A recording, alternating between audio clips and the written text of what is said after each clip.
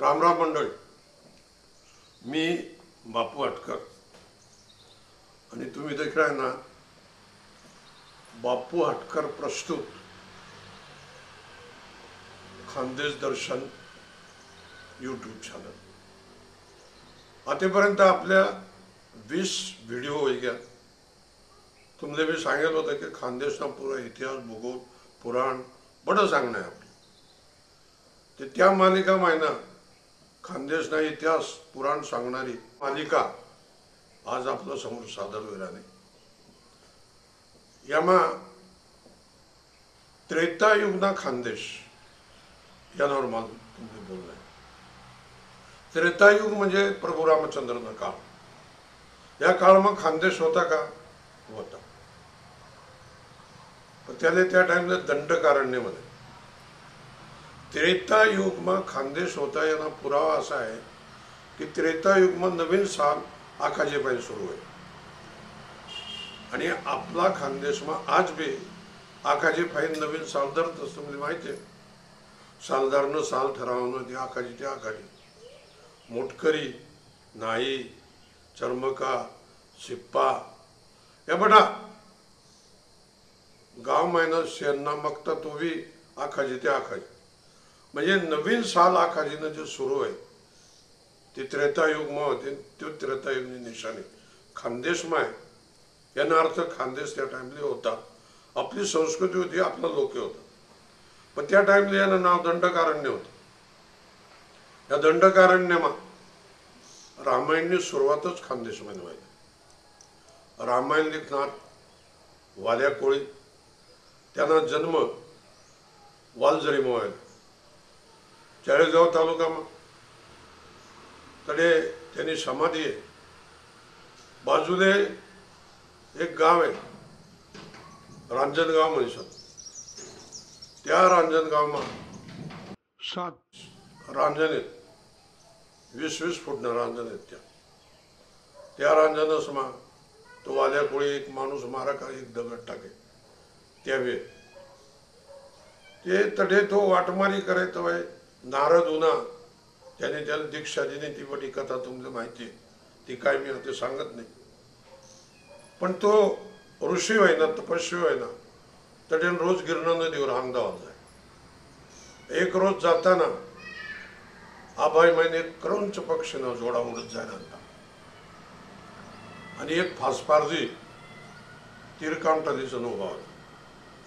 त्याने बरोबर बाण मारा आणि ती मादी मरीसन खाली पडली.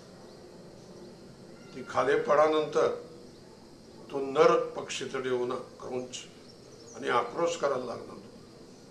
आई बट वाल्या कोळी ते गिराना वाल्मिक ऋषी आणि तो आक्रोश करता करता तडे मरी गया.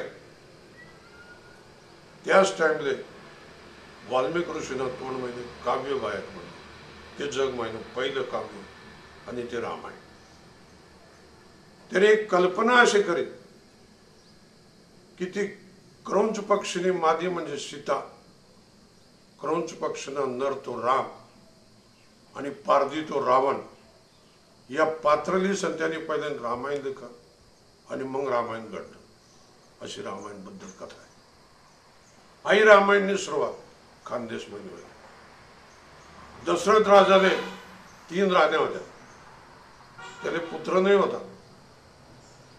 म्हणजे त्याने भविष्यवेत्ताने ऋषीने सांगितले असं असं वनमजाईचा शिकार कर. त्याप्रमाणे तो दंडकारण्य मावना ते दंडकारण्यनं गाव म्हणजे आज ना आपलं मुक्ताई नगर व्हायनं हरताळ आहे. त्याला हर म्हणजे शिव, ताळ म्हणजे तलाव. शंकरनं तळाव ते हरताळ. तडेही संतुरातले बटना दोर शिकार करा झाडवर आणि सरावन बाळ त्यानं मायबापले लई संतता जाहीर. आज रातना टाइम देत असले 30 लागले. तो जारीली संत्या हरताळावर पाणी भरायला घ्या. दशरथ राजाने वाटणं कोणतरी जनावर होणं. यांना जारीना आवाज होय ना बुडबुड तसा त्याने बाण मारत आणि तडे सरावन बाळ मरी पडला. नंतर राजा दशरथ होना त्यांनी ते दख त्याने वाईट वाटणं मग त्या बडा गोट तुमले माहिती आहे त्या माय बापसने शराब दिना दशरथ राजाने की पुत्र वियोगमा आज आम्ही मरी राहिलो तसा तू बी एक रोज मरी जाशील. आणि तो शाप औस त्याने वरदान ठरला. त्यांनी तडे सरावन बाळले सतीगती लावा त्या दल्ला दल्लीने बी अंतविधी करा आणि त्या जागावर सरावन बाळनं मंदिर बांधलं हरताळाला जोडे. आणि सरावन बाळनं यादमा त्यासने एक गाव सडतडे त्या गावनं नाव श्रवणगाव आणि त्या श्रवणगावना ते वरणगाव आहे कडे फॅक्टरी आहे वरणगाव आयुध फॅक्टरी. त्या आई सुरुवातच रामायणने आढेवाय. आणि मग तुम्हाला माहिती आहे पुढे विश्वामित्राने यज्ञ करा होता आपला दंडकारण्य. आता दंडकारण्य म्हणजे खानदेश. खानदेश म्हणजे कुठे तापी ते गोदावरी अहो पुरा पट्टा त्या टाइमना दंडकारण्य याले तपोवन म्हणे. तपोभूमी तापीना काठवरना भाग तप तम तप कर. तप हा शब्द तापीने शिकाडेल लोकेसने. जगमा पहिला शब्द जन्म देऊना तो तप. तुम्ही निरव शांततामा तापीना काठवर जाई बठा जिन्मावतनं टाइमले त्या लाटा अशा ठोकातीस किनारावर तो इतिहास महिना आवाजेस टप टप तम तप तम तप म्हणजे तू तप कर. तप कर म्हणजे कष्ट कर मेहनत कर आणि मग तू मोठा होशील.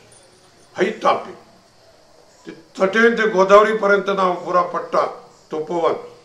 या तपोवनमा तुम्ही काय पुण्य कर्म कर तप कर यज्ञ कर दान पुण्य कर ते त्यानं 1000 पटमा फळ भेटस असं पुराणामध्ये येईल. आणि मग नेपाळमा जनकपुरीना राजा जनक त्यांनी गोदावरीना काठवर यज्ञ करा. मनीषन या भागले जनस्थानासवी म्हणतात. ते पुण्य मिळवण्याकरता त्यांनी यज्ञ करा. आणि यज्ञमा त्यांनी पण मांडा पूर्ण लगीन की पिनाग धनुष्य होतं शिवधनुष्य. ते आई धनुष्य जो कोणी उचली सन्याले प्रत्यंच्या लाई देईन त्यांना सांगे मी मन पूर्ण लगीन लाईस. आणि त्याच टाइमले बाजूले विश्वामित्राने यज्ञ करा. या यज्ञानं संरक्षण ना करता राम लक्ष्मण लिहायला जातो. कारण तडे राक्षस त्यासले यज्ञ करू देत नाही. राम लक्ष्मण ते संरक्षण मा ताटिका मारी बडा राकीस महाराज यज्ञ पार पडना. आणि यज्ञ नंतर दशरथ राजाला पोरे त्याच्या दोन्ही राम लक्ष्मण त्यासले विश्वामित्र जनक राजांना यज्ञ मला या तठे तो धनुष्यले प्रत्यंच्या लाईन तो पण त्याने जिका. बाकीनी कथा तुम्हाला माहिती आहे सांगत नाही. पण ते जे काय म्हणतात की विश्वामित्राने यज्ञ करानंतर रस्तामा जनक राजांना दरबार मागे रस्ता कथा राहिला. पहिले दंडकारण्य तटेनं अयोध्या आणि त्यानावर नेपाळ आहे तर उलट सुलट कसं जाईल. आठे पण खानदेशमध्ये व्हायना होता. आणि मग लग्ने व्हायना त्या जनकपुरीमा नेपाळमा. मग तडे 4 पोरसना लग्न होणार. आणि जनक राजाने 4 पोरी होत्या ते त्यासले दिल्या.